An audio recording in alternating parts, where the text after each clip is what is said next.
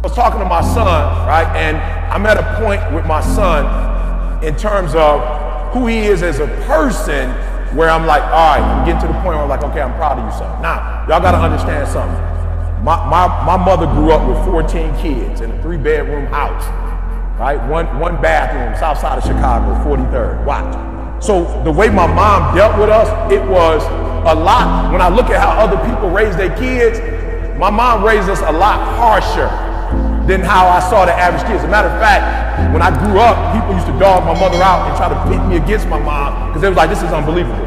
But being an adult, I realize now, because we had 3 generations of families that did not win, my mom was making sure that she pushed me so that I could win, right? So what do I mean by that? What I mean by that was, you know how most parents, when their kids are born, I don't care what they look like, they're the cutest person in the whole wide world. My mom wouldn't own that. My mom, if I was bad, he bad.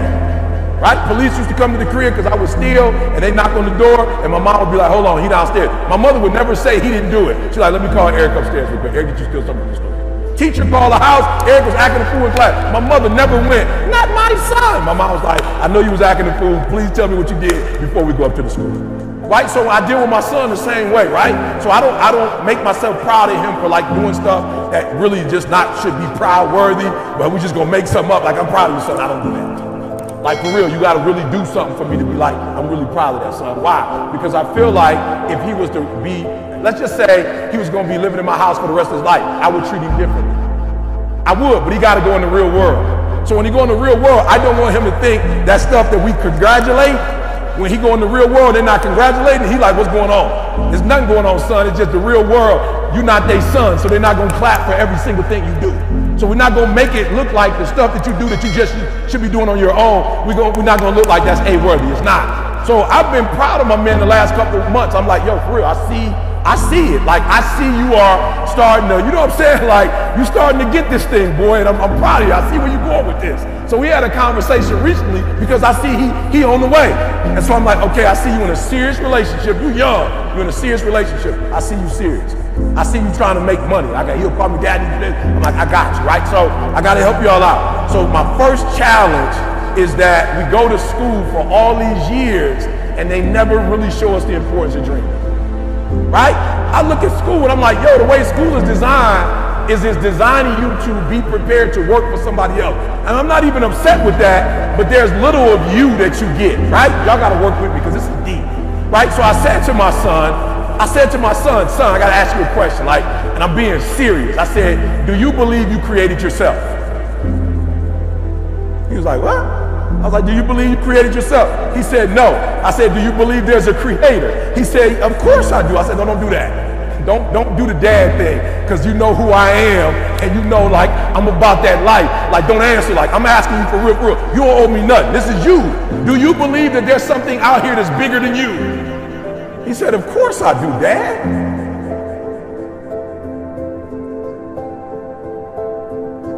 I say, so as a human, do you believe you were just born to be in a relationship, have money and buy stuff?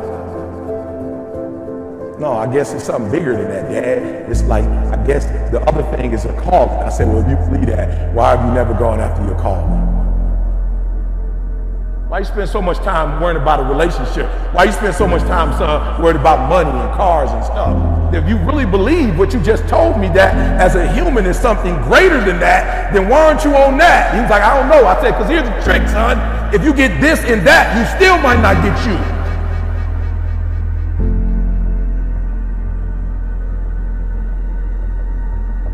So I don't need you focusing on cars and money and stuff. You're going to get that.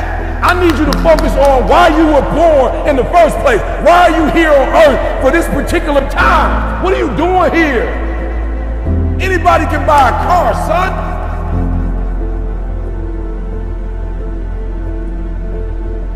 Your DNA is in your dream. And most of y'all chasing stuff, you don't realize your dreams are so important because your DNA, who you are as a person, is wrapped up in your dreams. And what this world has done to you is take that from you, because they know if you know who you are and you get your dream, you're probably not going to work for most of them. You're probably not going to do most of the dumb stuff you do. If like for real, if you knew your dream and you followed your dreams and you followed your DNA, most of you probably would have never been on drugs. I've never met a person before who knew who they were and was on drugs.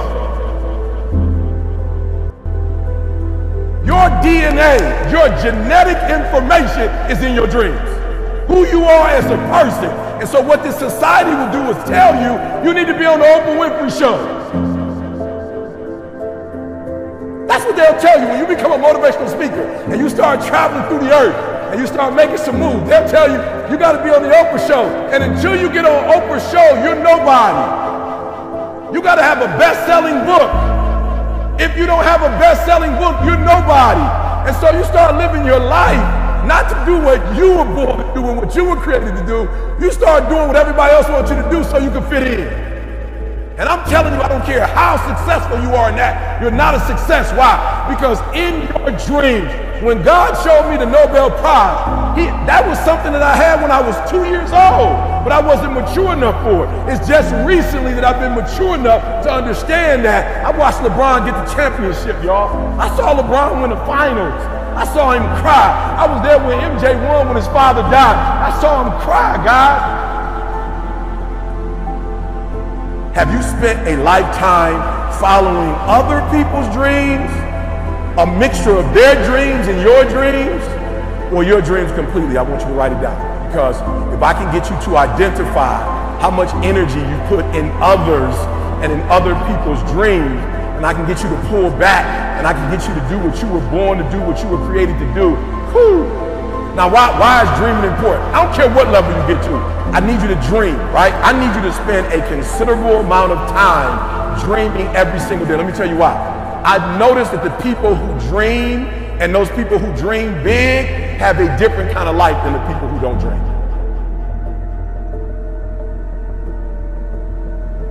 So if you were here and you're like, I'm scared, whatever you do this for me.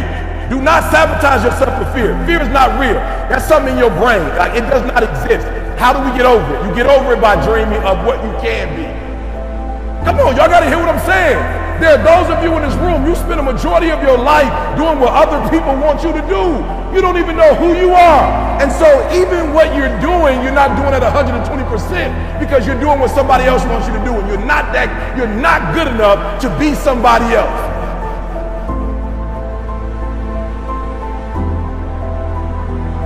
So I need you to be selfish on the first tier, and that's dreaming. I need you to be real selfish because you can't help anybody else. You can't do for anybody else if you hurt. And the reason why my messages keep getting stronger and stronger is because I'm not at school, I'm healing. Every year I'm healing, I'm cleansing, I'm becoming a better human. And so as I become a better human and I have less junk to deal with, and I've been through some stuff. You think it's cute when I tell you I was homeless. You think it's cute when I tell you my father wasn't in my life. You think it's cute. My mom just wrote her book and my mom told me to my face, son, I hated your guts for months, for years because of that book. I'm like, Mom, what do you mean? Like, I didn't say nothing about our family. You told the world that I got pregnant with you when I was 17. I didn't want nobody to know. Imagine growing up in a house where your mother has set up a lie and changed your last name. And giving you a life that's not really real, it's fake, it's not real. And my mom is 60-something, she just let go. So I need y'all to do me a favor. I need you to be selfish on the dream piece. Because what you have to understand is when you know who you are and you start operating that, you're gonna start blessing people in a way you couldn't bless people before when you didn't really know who you were.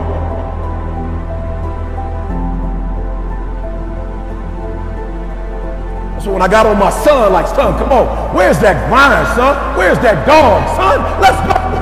He was like, Dad, I'm not trying to be disrespectful, but I wasn't homeless. I'm not trying to be disrespectful, I wasn't homeless. You was homeless, I wasn't homeless. You actually took some of the dog. I'm not trying to be funny, so I'm not saying I was wrong in giving my kids something that we didn't have, but I was wrong because I didn't teach them that dog. So I just thought that they would just grow up in this big, beautiful neighborhood and go all these places and meet all these people. And the dog is just like something you automatically get. The dog came from what I went through. That the dog didn't come from school. The dog didn't come from getting a PhD. The dog didn't come from getting these big checks. That's not where the dog came from. So our children are watching all this success, and we wonder why the millennial generation, nobody ever told them to dream.